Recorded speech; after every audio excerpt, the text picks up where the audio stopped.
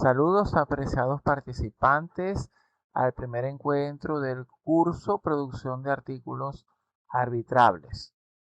En esta oportunidad vamos a abordar algunos fundamentos de lo que es la producción de este tipo de documentos escritos tan utilizados en el ámbito académico. Para empezar, debemos saber qué es un artículo científico y además de índole arbitrado. Estos son documentos de tipo informe escrito que comunican por primera vez los resultados de una investigación. Pueden ser resultados parciales o totales, pero ciertamente la característica fundamental es que son inéditos y son originales. Es decir, comunican estos resultados por primera vez y no han sido publicados en ningún otro medio, sea científico o no. Ahora, un artículo científico de índole arbitrado, es decir, ya ha pasado por ese proceso denominado arbitraje, es un producto escrito que ha sido sometido a una revisión y evaluación por parte de un conjunto de especialistas denominados árbitros que validan su consistencia científica, su valor científico. Es decir, son producciones escritas que son rigurosamente valoradas y evaluadas por un panel de expertos en distintos niveles, en distintas especialidades, y además dan garantía de que la información suministrada allí responde a principios de índole científico. Es decir, son producciones que tienen un valor en el campo académico y de las ciencias en distintas áreas. Un artículo puede surgir de distintas fuentes. Un trabajo de investigación, un trabajo especial de grado, una tesis doctoral, una sistematización de experiencias, resultados parciales o totales de una investigación u otros documentos. Incluso pueden ser ensayos argumentativos o expositivos, críticas a libros, pueden ser también artículos de índole teórico o similares, siempre y cuando las revistas que los publican dentro de sus líneas editoriales y dentro de los productos que reciben contemplen este tipo de producciones. No todas las revistas reciben, o todas las revistas científicas de índole arbitrado, reciben todo tipo de documentos escritos. Hay que, en primera instancia, conocer las normas de la revista para nosotros derivar hacia allá nuestro producto. Es posible que tengamos un producto, por ejemplo, en las ciencias de la salud, y que estemos interesados en publicar en determinada revista, pero no contempla esa área de conocimiento. Entonces tenemos que buscar otras opciones también de índole arbitrado, otras revistas pues, que se especialicen en esa área.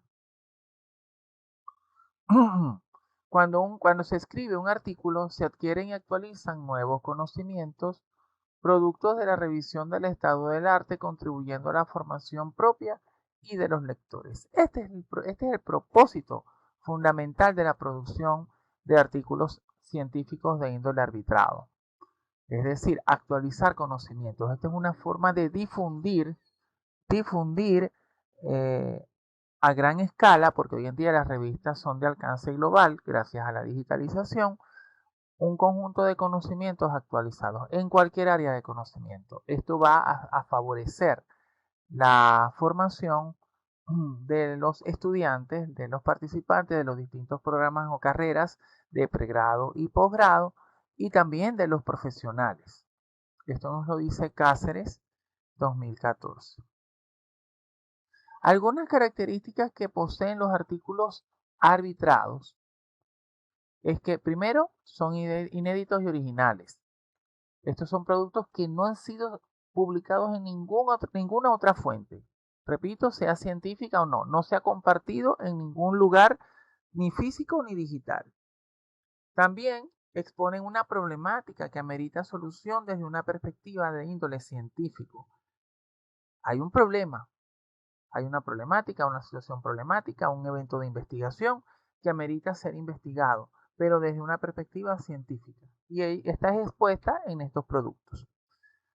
También los resultados deben ser tratados con el debido rigor científico y aportan elementos novedosos a una o diversas disciplinas del conocimiento. Es decir, los resultados no parten de la suposición, son resultados validados científicamente, bien sea desde el punto de vista cuantitativo o cualitativo, pero tienen rigor científico. Han sido tratados a través de métodos y estrategias de índole científico, tal vez la estadística, tanto descriptiva como inferencial, o incluso en el ámbito cualitativo, con el análisis de información de índole cualitativo, utilizando software especializado, técnicas especializadas, entre otros, pero siempre resguardando el rigor científico.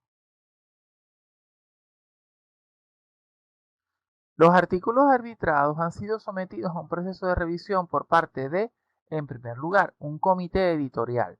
Son las personas que nos dicen, ok, tu producto es susceptible de ser arbitrado, reúne ciertas características que pudieran considerarse adecuadas para someterse a un proceso de arbitraje. También por un grupo de especialistas o árbitros. Normalmente el autor del artículo no tiene contacto con los árbitros para resguardar la objetividad de la evaluación. Ni el autor sabe qué árbitros lo está evaluando, ni los árbitros saben a qué autor está evaluando. Esa interacción entre el producto escrito que se recibe en la revista y se envía a los árbitros y luego se le envía la respuesta a los autores es parte de la gestión del comité editorial. También es sometido a una revisión de estilo y redacción. Es decir, una vez que ha pasado por este proceso de arbitraje, normalmente los artículos pasan por un proceso de maquetación que incluye la revisión desde el punto de vista lingüístico, de redacción y de estilo. Ahora, ¿cuáles son las partes de un artículo arbitrable o que ya ha sido arbitrado, de hecho? En primer lugar, tenemos un método que se ha difundido a lo largo de los últimos años, que es el método IMRIT-C, que define las partes de un artículo. En primer lugar, una introducción, luego una metodología o métodos, de ahí las iniciales, I de introducción, M de metodología y método, o método, resultados, R de resultado, y discusión. También incluye las conclusiones y las referencias utilizadas. Y vamos a ir detallando cada una de estas partes. También hay una forma un poco más convencional o más tradicional que podemos encontrar en algunas revistas. La misma incluye una introducción, un desarrollo de ideas que incluye la fundamentación teórica, la metodología, los resultados y la discusión. Y también las conclusiones para finalizar con las referencias. Es importante destacar que en los artículos científicos siempre existen, siempre van a estar presentes las referencias. Incluso en artículos de índole teórico también van a encontrar referencias, artículos de índole teórico, ensayos o similares. Ahora, un aspecto fundamental de los artículos científicos es el título. El título, específicamente, debe ser representativo del contenido. Puede estar limitado a un número de palabras dependiendo de la revista. Hay revistas que establecen un número y las normas te dicen los títulos deben tener entre tantas y tantas palabras. O algunas ni siquiera hacen esa restricción. Pero el título es lo que nos va a vender en primera instancia el artículo.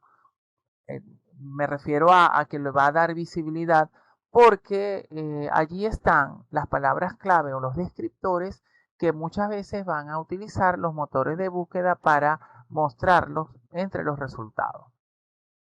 Puede ser distinto al del trabajo de grado o tesis doctoral. Esto es importante saberlo porque normalmente pensamos que el título del artículo tiene que ser el mismo de nuestro trabajo de grado o tesis doctoral. Esto no es fundamental, no es así, no es mandatorio.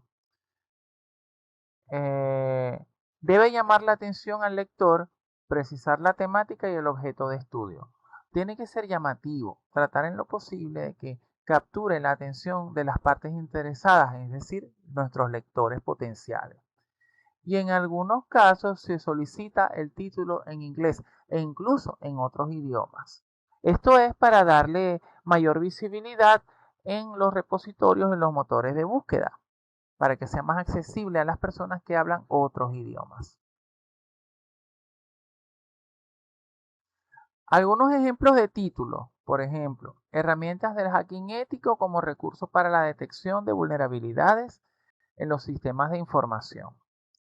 Aquí tenemos la temática, tenemos el objeto de estudio, tenemos contexto e incluso condiciones donde se implementan esto o donde se utilizan estas herramientas, ¿no?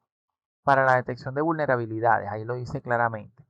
Otro, funciones de las guías didácticas para el aprendizaje de la programación en estudiantes de educación mención informática de la Universidad del Zulia. Ahí habla específicamente de las funciones de las guías didácticas. ¿Para qué? Para el aprendizaje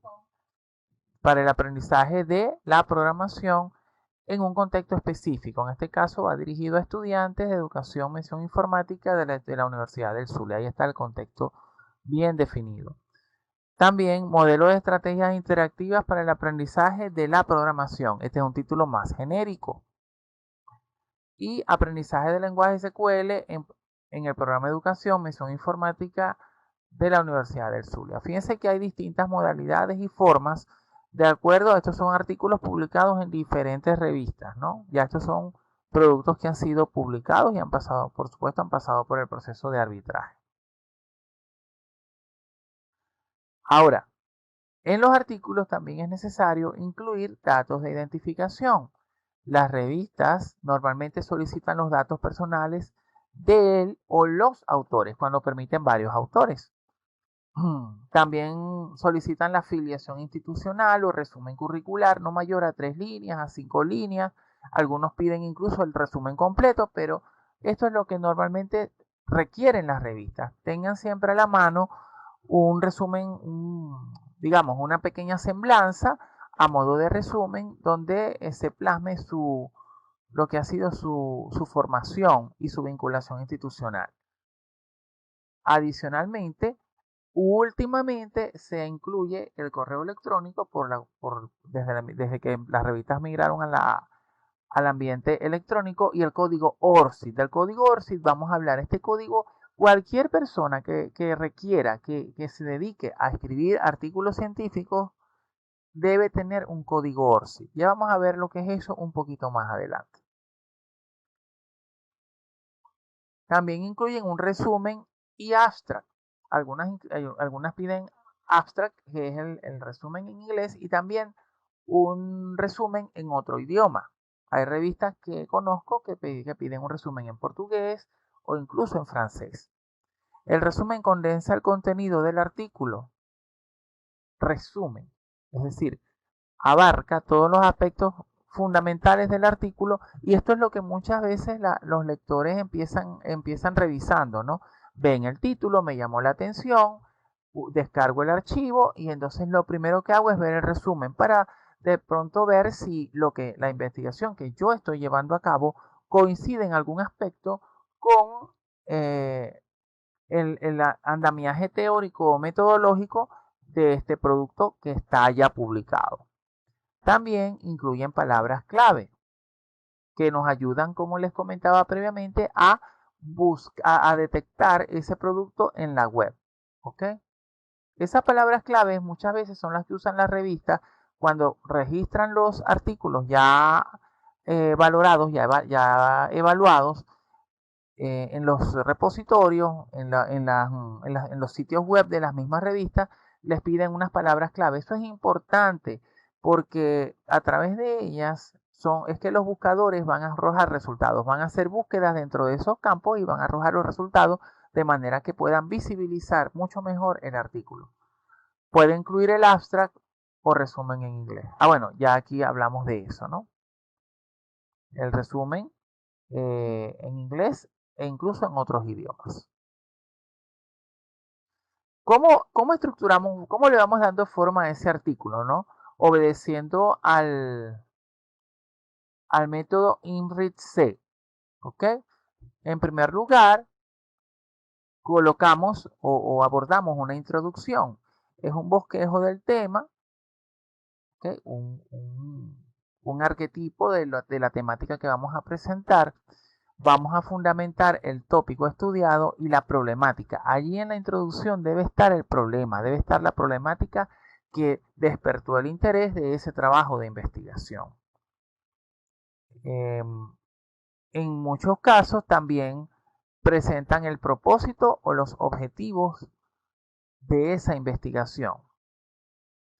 Asimismo, en la introducción, dentro del método INRIC-C, también develamos parte de la teoría base que se utilizó y esa teoría nos va a ayudar en la parte de discusión de esos resultados. Vamos a confrontar esos resultados que obtuvimos desde la realidad con lo que nos dicen los teóricos. ¿Okay?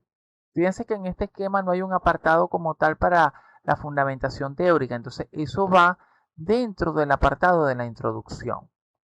Luego vendría la metodología donde se explica tipo y diseño de investigación o paradigma, tipo y diseño, la población y muestra, informantes clave, actores de la investigación, técnicas e instrumentos de recolección de información y técnicas de análisis.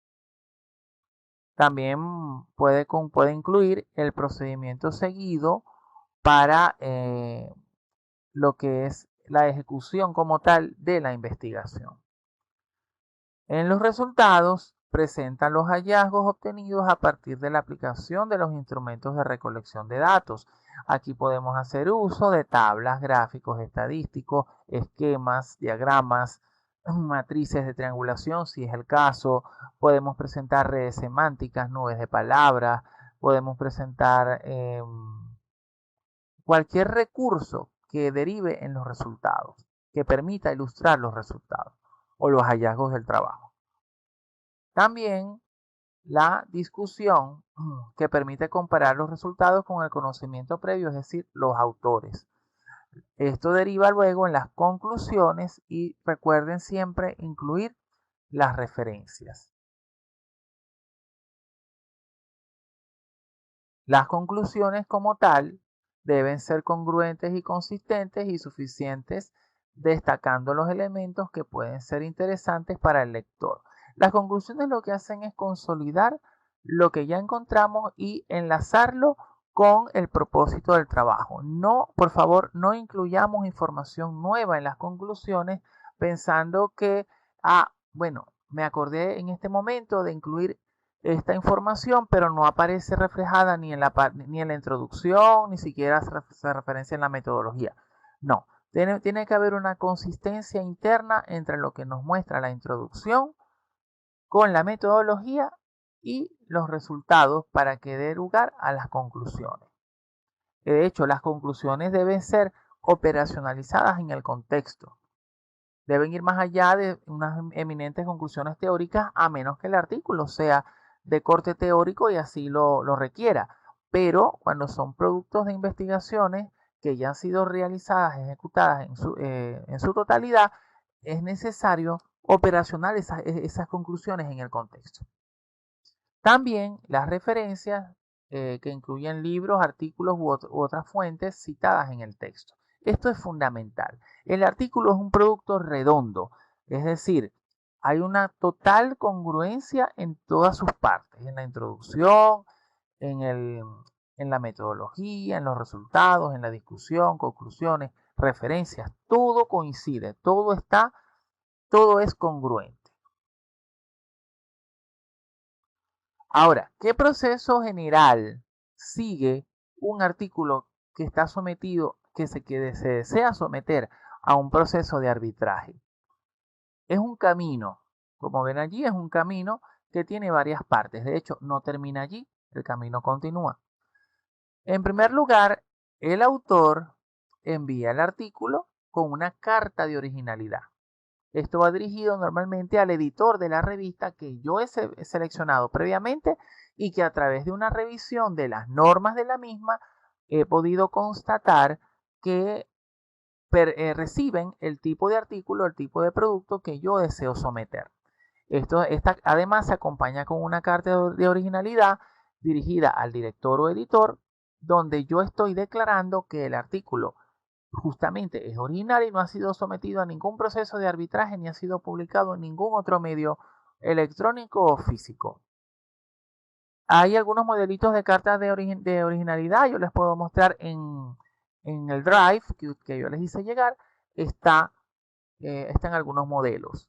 Básicamente van firmados. Hoy en día hay algunas revistas que utilizan un portal en el cual tú puedes subir el documento y llenas un formulario y haces un chequeo de algunas condiciones que deben cumplir los artículos, y una de ellas es declaro que el artículo es original e inédito, no ha sido publicado en ningún otro medio.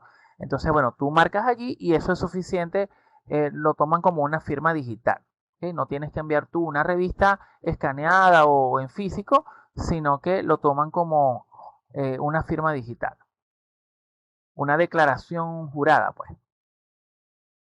Luego que ha sido recibido por parte del editor, este producto, este extenso, pasa por una revisión preliminar por parte de un comité editorial.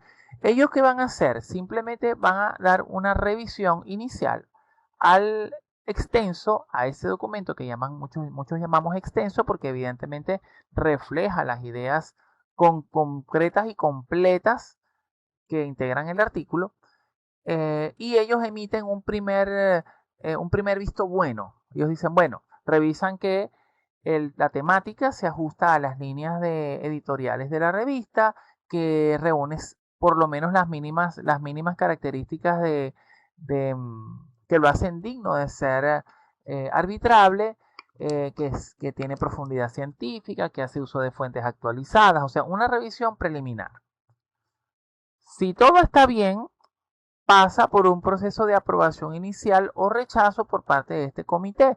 Usualmente ellos envían un correo que dice, bueno, al realizar la revisión inicial de su producto, de su extenso, o de su manuscrito, también lo llaman manuscrito, aunque no es escrito a mano, lo llaman manuscrito, por parte del comité editorial, se considera digno de ser sometido a arbitraje y será enviado se iniciará el proceso de arbitraje. Eso es para que el autor sepa que por lo menos ya pasó esa primera fase. Posteriormente se inicia el proceso de arbitraje. El editor toma ese documento, le quita los datos de identificación, tienen unas plantillas ciegas, llamadas así, plantillas ciegas, donde vacían ese artículo o simplemente utilizan algunos programas especiales para ocultar los datos de los editores, y se envían a los evaluadores o árbitros. Ellos son los que van a hacer el trabajo, digamos, de revisión total, y van a garantizar que ese producto es digno de ser publicado. El autor del producto nunca sabe qué árbitro lo está evaluando, y el árbitro tampoco sabe a qué autor o autores está evaluando. Esa información es simplemente de dominio del editor o el comité editorial, en este caso, la persona que se ocupa de llevar el control de quién lo recibo y a quién lo envío. Eso es, repito, para resguardar la originalidad, la objetividad del proceso de arbitraje. Luego que los árbitros revisan, se recibe el dictamen de los mismos.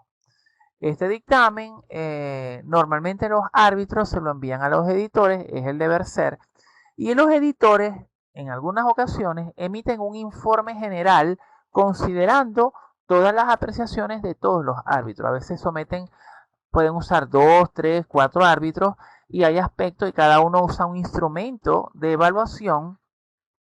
Entonces el editor puede tomar esos dictámenes, esos instrumentos de evaluación que vienen de los árbitros, y hacer un informe general consolidando todas las correcciones. También puede ser que el editor simplemente envía los 4 dictámenes los 3, 4, 5 dictámenes, tal cual los evaluaron los árbitros. O sea, no hacen un informe, sino que te envían los 4 formatos de evaluación, donde te indica, bueno, debes mejorar la introducción o debes fortalecer estos aspectos o estos sí o estos no. Puede ser que no tengas ningún tipo de corrección y eso también puede suceder. Pero siempre es importante aclarar, tú nunca te das cuenta quién te evaluó. El editor es el que sí lo sabe y tú no, a veces uno puede tener alguna discrepancia o alguna duda con respecto a las observaciones que hacen los árbitros, pero tú tienes que comunicarte en este caso siempre con el editor, que te clarifique algún aspecto del informe o de los dictámenes que emitieron los árbitros. Eso es muy importante. Después de esto, usted recibe el dictamen, le dice que debe mejorar estos y estos aspectos. Normalmente el artículo puede ser declarado como publicable con ligeras modificaciones o publicable con modificaciones sustanciales o también, lamentablemente, impublicable. ¿Okay? Hay algunas revistas que pueden tener un poco un espectro más amplio en la evaluación, pero normalmente estas son las categorías que a uno le asignan. Bueno, tienes que publicarlo, pero con ligeras modificaciones y te indican cuáles son en los instrumentos de evaluación o en el informe que viene de los árbitros, ¿no? También, una vez, una vez que tú tienes eso en tus manos, tú debes ponerte a trabajar de inmediato y hacer las correcciones. Ustedes autores, ¿no? El autor. Elaboran las correcciones por parte de los autores y envían esas correcciones al editor. Este es un proceso crítico porque cuando te envían las correcciones, ¿verdad? Los dictámenes, te dicen, tienes 15 días calendario para entregar las correcciones. A veces son 7 días, a veces son 15 días, pero siempre hay un tiempo tope, porque las revistas normalmente hacen cierres de ediciones y si están cerca del cierre, te van a indicar, mira, debes cumplir en esta fecha y si no cumples, simplemente el artículo no va a entrar en esta edición o se va a descartar. ¿Ok? Eso es importante, importantísimo. Luego que usted envía de nueva cuenta todas las correcciones que le solicitaron los árbitros, esto pasa por un proceso de validación de esas correcciones por parte del editor y los árbitros. Eso vuelve a revisarse. Bueno, le dijimos que ajustara la introducción, la ajustó bien. Le dijimos que ajustara los resultados, hizo las correcciones, perfecto. Entonces, luego viene el proceso de montaje, corrección y estilo en el formato definitivo por parte de la revista, porque usted pasa un documento que responde a unas normas, pero así no va a quedar su artículo en la revista. Pues si la revista, por ejemplo, tiene un formato de media carta, la segmentación del texto va a ser diferente. Ese trabajo de maquetación lo hacen los correctores de estilo, ¿sí? No van a violentar, por supuesto, el producto en cuanto a su contenido, pero sí van a hacer un montaje en cuanto a estilo. En esta parte puede ser que usted reciba un correo donde le indiquen su artículo, sus correcciones fueron validadas, va a pasar por el proceso de montaje, corrección y estilo y luego le envían un ejemplar en digital de cómo quedaría. Eso puede suceder, hay revistas que lo hacen, hay revistas que no lo hacen, sino que pasan de una vez a la publicación en la web o en forma física y ahí sí le avisan y le dicen a usted profesor, ingeniero, autor, su artículo será publicado o fue publicado en la edición tal, número tal de la revista tal. Suele pasar que hay algunas demoras en cuanto al tiempo de evaluación, validación y la publicación, porque las revistas a veces reúnen un número de artículos y hasta que no tengan el número de artículos no los publican todos, ¿no? Entonces, en el momento que usted le indican que su artículo fue aprobado para ser publicado, aun cuando no haya sido publicado realmente, usted puede solicitar a la revista que le emitan una constancia de publicación. Repito, aun cuando no ha sido publicado, pero sí tiene que haber sido aprobado. Sí tiene que haber sido aprobado y haber transcurrido y superado el proceso de arbitraje.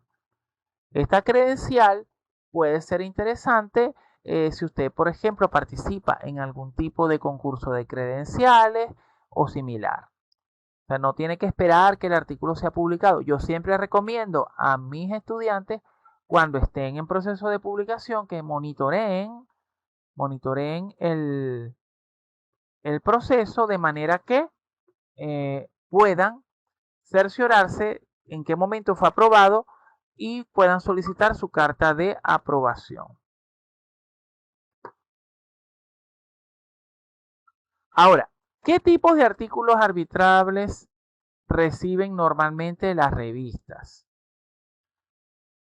En primer lugar, artículos de índole arbitrable que son producciones con categoría primaria, son productos propios, reportes de investigaciones donde se divulgan resultados generales o parciales de una investigación que ha sido totalmente original. Este es el producto más común porque proviene de investigaciones, de tesis doctorales, que son los que tú ves con mayor frecuencia en las revistas. No tiene que estar terminado, puede ser parcial, pero puede ya armarse un artículo de ese trabajo total de investigación para que pueda ser enviado a su publicación, a su arbitraje para posterior publicación. Luego también tenemos los ensayos. Los ensayos son productos escritos donde el editor plasma creencias personales, opiniones, críticas acerca de un tema específico o sobre algún aspecto del conocimiento. Estas opiniones del escritor son fundamentadas con autores y responden a determinadas áreas del saber. También están los artículos de índole teórico. Esos artículos analizan temas literarios o teorías sobre las ciencias. Son artículos que se basan en la revisión teórica. Por ejemplo, los abogados desarrollan mucho este tipo de productos cuando hacen, por ejemplo, contrastaciones o comparaciones de leyes, también en áreas de las ciencias humanas y similares, ¿okay? Ciencias sociales, revisiones históricas de algunos eventos que han derivado en una situación real, entre otros. Igualmente, las reseñas científicas que describen o explican una obra literaria, personaje destacado en una disciplina, el conocimiento, hechos históricos o una realidad social. ¿Okay? También pueden ser unas, por ejemplo, señalar un aspecto de la ciencia y realizar una crítica fundamentada, ¿no? Una reflexión fundamentada sobre esto.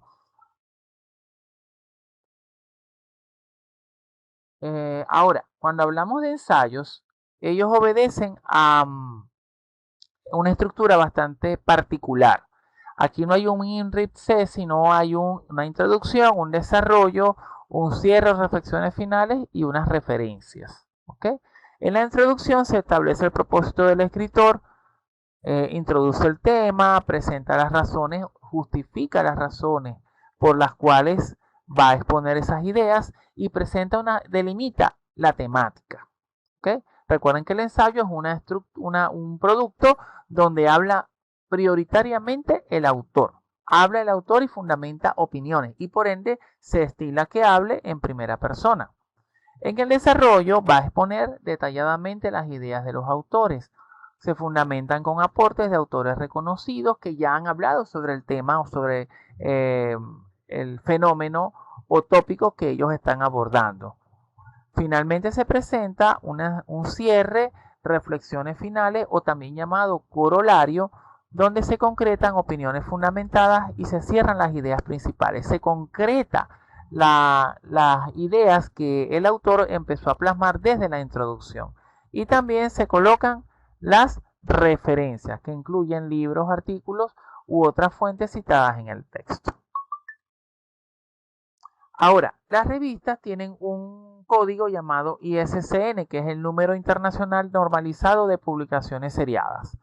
Este es un código internacional que permite identificar de manera única una colección. Es decir, todas las publicaciones periódicas tienen un ISSN. Las publicaciones no periódicas, como los libros, por ejemplo, tienen un ISBN. ¿Ok? El ISSN identifica esa producción o esa colección, porque las revistas, como son seriadas, forman parte de una misma colección. Y esto va asociado al título. Es un código, cuando tú colocas un nombre de la revista, eso va asociado a un título, ¿no? Esto evita el trabajo y posibles errores de transcribir el título o la información bibliográfica pertinente. También se reserva las publicaciones en serie, como diarios, publicaciones, los periódicos, revistas, entre otros. Ahora bien, el código ORCID. Les hablé hace rato del código ORCID. ORCID es un proyecto que tiene por objetivo proporcionar un identificador único y permanente, no cambia, para cada investigador, para evitar errores y confusiones en los nombres de los autores en el momento de identificar su producción, porque evidentemente hay autores que tienen nombres similares o cuando son nombres un tanto complejos pueden tener errores tipográficos, que si Jenny, por ejemplo, Jenny con Y o con J o similares, ¿no? Entonces, para evitar ese tipo de problemas de transcripción, de interpretación en los nombres o de identificación en los nombres, se recurre al código numérico ORCID. ¿Ok? Esto nos ayuda a identificar la producción científica y poder distinguir claramente quién ha publicado algo, ayudando al mismo tiempo a la divulgación. Ese es el sitio oficial de la ORCID, del ORCID.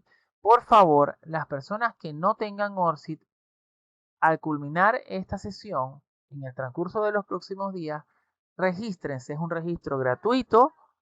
¿Ok? Es muy sencillo y van a obtener un código que va a aparecer como una dirección web muy cortica. Ese código usted debe guardarlo, resguardarlo, anótelo, guárdelo en la nube, en un archivo. Téngalo siempre a la mano porque toda revista que usted vaya a publicar, e incluso si llega a publicar algún libro, quizá le pidan su código ORCID. ¿Ok? Es fundamental. Hoy en día todas las revistas serias piden el código ORCID. Aquí está. Esta es una captura, este es mi código ORCID, va a quedar con esta forma, un código numérico, ¿verdad? Separado en guiones, y aquí está mi identificación. Usted aquí se va a ir formando como un pequeño currículum, ¿ok? En la web con sus datos y las producciones que usted vaya realizando. Incluso va a ir registrando progresivamente cuando ustedes lo vayan, el producto ya esté publicado y lo vayan consultando, lo vayan visualizando, él va a mover como unas estadísticas que usted va a poder visualizar acá. Esto es uno de los grandes problemas que muchas veces tenemos. No sé cómo empezar. ¿Qué es lo mejor en este caso? En primer lugar, explore y organice sus ideas. Hay personas que son muy dispersas o no saben que, bueno, me dijeron, tengo que publicar y no sé qué hacer. Bueno, revisa qué productos tienes, qué trabajos tienes en curso o qué trabajos tienes culminado y puedes darle morfología a esas ideas. Si no tienes nada, usted puede empezar modestamente realizando un artículo de índole teórico, asegurándose que alguna revista se lo pueda recibir, que reciban ese tipo de producto, un ensayo, y puede indagar en la web, que hay muchísimo material, muchísimos documentos que pueden servirle de base o de ejemplo para que usted comience su producción. Si tiene un documento base, como un trabajo de grado, una tesis doctoral o incluso un trabajo de campo en alguna materia que ya usted haya cursado y lo haya ejecutado, puede tomar las ideas para plantear el problema, la problemática, el contexto, los propósitos, entre otros. Si no tiene un documento base, planifique su investigación, revise las herramientas que tiene a la mano, o sea, con qué cuenta usted, hable con compañeros, con amigos, forme alianzas simbióticas, ¿ok? Por favor, alianzas que sean ganar-ganar. Piense en elaborar un ensayo, artículo teórico o similar. No se desespere, no se preocupe, ocúpese. Debe escribir de manera sosegada. Esto es un proceso que lleva intrínseco o intrínseca una planificación, un trabajo de índole progresivo y sosegado. Esto no es algo que se arme de un día para otro. Cuando uno tiene cierta experiencia, bueno, ya va adquiriendo habilidades y ciertamente puede mejorar sus propios tiempos de producción. Pero es importantísimo, por favor, que usted lo maneje de manera sosegada. No se desespere. Mucha gente incurre en la desesperación y no es productivo. También recuerde, para escribir un artículo se necesita 3 reglas. 3. Leer, leer más y leer mucho más. ¿Por qué? Porque tenemos que profundizar. También es fundamental que usted precise si desea escribir un artículo parcial o total de una investigación, que venga de una investigación, o tiene mayores potencialidades para la escritura tipo ensayo. Pasa mucho con los comunicadores sociales, los docentes. Hay docentes que trabajan con ciencias humanas, ciencias sociales, que tienen una postura muy crítica sobre hechos sociales. Los sociólogos, los politólogos, los abogados están más acostumbrados a este tipo de productos, a hacer una crítica a un libro. Críticas a libros también lo pueden hacer, notas tecnológicas también lo pueden hacer. Por ejemplo, salió un nuevo producto tecnológico que puede ser Windows 11. Hacen una comparación, una crítica al producto tecnológico desde el punto de vista como usuario, como especialista en el área, y eso también tiene valor científico. ¿Qué es lo importante acá? Que la revista reciba ese producto. ¿Cómo nos aseguramos de eso? Nosotros podemos hacer un contacto inicial con el editor y manifestarle nuestra intencionalidad y decirle, mira, yo soy autor, me desempeño en tal área de conocimiento y deseo publicar con ustedes una revista. Tengo en curso un producto que es de índole crítica de libro o nota tecnológica con estas y estas características y quisiera saber si eso está contemplado dentro de sus normas, porque a veces las normas son un poquito amplias también y no detallan ciertos aspectos. Entonces allí es importantísimo que usted establezca ese primer contacto con el editor. Eso es lo fundamental.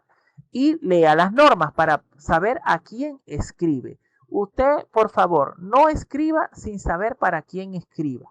Imagínense que está escribiendo una carta de amor para su ser querido y necesita saber para quién lo va a escribir. Usted no va a escribir una carta de amor anónima, no. Usted va a escribirla para la persona que le interesa, ¿no? Que quiere establecer una relación con ella. Así pasa con la revista. Eso es un matrimonio y no debe perder la perspectiva científica. Entonces, en ese propósito, ya con esto cerramos esta primera parte. ¿Okay? A lo largo de este seminario vamos a ir viendo, este curso, vamos a ir observando cómo armar cada una de las partes de nuestros artículos. En la ubicación del Drive que les hice llegar a través del grupo, usted va a encontrar una carpeta donde están algunos artículos de muestra para que usted vaya revisando cómo se estructura la introducción, cómo se estructura la metodología. Algunos tienen la fundamentación teórica porque las normas lo establecen así, separado, y puede irse ilustrando un poco más. Por ahora me despido hasta un próximo encuentro. Muchísimas gracias.